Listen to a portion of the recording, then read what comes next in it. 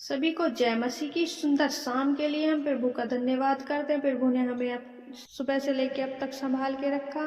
हम प्रभु का धन्यवाद करते हैं। आज हम बात करेंगे पति पत्नी में लड़ाई झगड़े होते हैं और ये काम हम समझते हैं कि हम आपस में लड़ रहे, नहीं, ये शैतान का काम होता है। क्योंकि जब पति और पत्नी में लड़ाई होती है, झगड़े होते हैं, कलेश होता है और परिवार में कलेश बढ़ते हैं तो शैतान बहुत खुश होता है। इसलिए हमें परमेश्वर के वचनों में जाके उनको मान के अपने जीवन को व्यतीत करना चाहिए और पति पत्नी आपस में प्रेम से रहने चाहिए।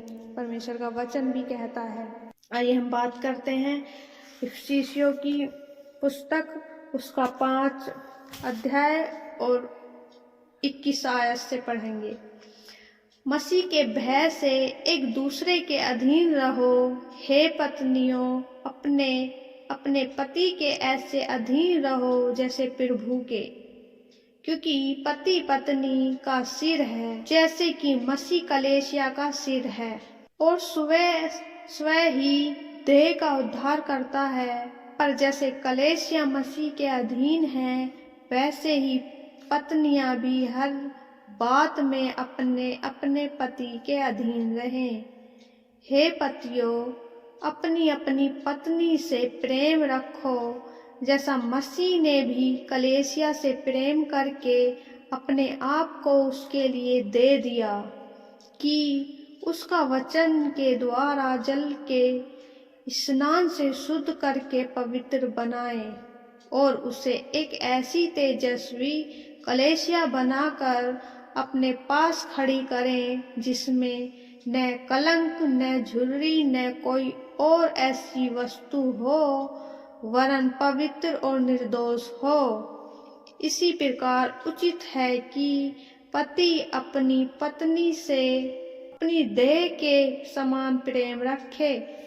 जो अपनी पत्नी से प्रेम रखता है वह अपने आप से प्रेम रखता है, क्योंकि किसी ने कभी अपने शरीर से बैर नहीं रखा, वरन उसका पालन पोषण करता है, जैसा मसीह भी कलीसिया के साथ करता है, इसलिए कि हम उसकी देह के अंग हैं। इस कारण मनुष्य अपने माता पिता को छोड़कर अपनी पत्नी से मिला रहेगा और वे दोनों एक तन होंगे। यह भेद तो बड़ा है, पर मैं यहाँ मसीह और कलीसिया के विषय में कहता हूँ। पर तुम में से हर एक अपनी पत्नी से अपने समान प्रेम रखें और पत्नी भी अपने पति का भय माने। लगता है कि हमें दुष्ट हमें भरमा रहा है कि हम लड़ें, झगड़ा करें, तो हमें परमेश्वर मसीह यीशु का भय मानना चाहिए, क्योंकि परमेश्वर ने हमें बनाया है। हे पत्नियों, अपने अपने पति के ऐसे अधीन रहो जैसे प्रभु के। जैसे जितना हम अपने परमेश्वर सच्चे खुदा यीशु मसीह से प्रेम करते हैं, ऐसे ही हमें अपने पति से भी करना है, क्योंकि प्रभु का वचन कहता है। क्योंकि पति पत्नी का सिर है, जैसे कि मसीह कलीसिया का सिर है और स्वयं ही देह का उद्धार करता है।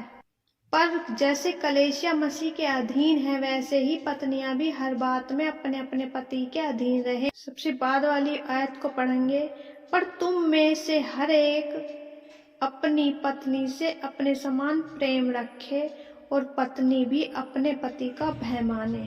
को पत्नी से प्रेम रखना है और पत्नियों को भी बताया गया है कि अपने पति का भय माने, कि आज्ञाओं को माने, जो आपस में डिस्कशन करके जो छोटी मोटी लड़ाई झगड़े की बातें उनको सोल्व करें। हराना है, जैसे हमारे परमेश्वर ने हराया और हारा हुआ है। दुष्ट को दिखाना है कि हम पति पत्नी एक मन और एक तन है, क्योंकि हमारा प्रभु का वचन कहता है तुम एक मन और एक तन होगे। ओ मेरे खुदावन प्रभु जी, इस वचन को पढ़े जाने और सुने जाने पे हम सबको आशीष दे। धन्यवाद धन्यवाद यीशु, इस सुंदर समय के लिए। यीशु राजा, हम आपका धन्यवाद करते हैं। आप सच में परमेश्वर, महान और दयालु परमेश्वर हैं प्रभु। प्रभु हम दयालु परमेश्वर के आगे हम सब आते हैं परमेश्वर। ओ प्यारे पिता परमेश्वर, अपने निवेदन को लेके परमेश्वर प्रभु आपसे प्रार्थना विनती करते मेरे परमेश्वर। प्रभु आपका वचन कहता है जब धर्मी जन प्रार्थना करता है, आप धर्मी जन की प्रार्थना को सुनते हैं। ओ प्यारे पिता परमेश्वर, हम पति और पत्नी के रिश्ते के लिए प्रार्थना करते हैं परमेश्वर। प्रभु उनके अच्छे जीवन के लिए प्रभु हम प्रार्थना करते हैं मेरे प्यारे पिता। प्रभु जो परमेश्वर पति पत्नी के रिश्ते में परमेश्वर ऐसी समस्या आ गई है मेरे खुदावन, किसी कारणवश प्रभु, किसी बात की वजह से मेरे खुदा परमेश्वर, प्रभु उनकी सिचुएशन को ठीक करे प्रभु मेरे प्यारे पिता। प्रभु इन भाई और बहनों को परमेश्वर आपके उपस्थिति में लेके आते हैं मेरे प्यारे पिता। प्रभु उनके जीवन में प्रभु लड़ाई झगड़े मेरे प्यारे पिता परमेश्वर, प्रभु हम प्रार्थना करते हैं यीशु मसीह के नाम में। प्रभु जो भी लड़ाई झगड़े मेरे प्यारे पिता आपस में, प्रभु यीशु के नाम में वो दूर होने पाए परमेश्वर।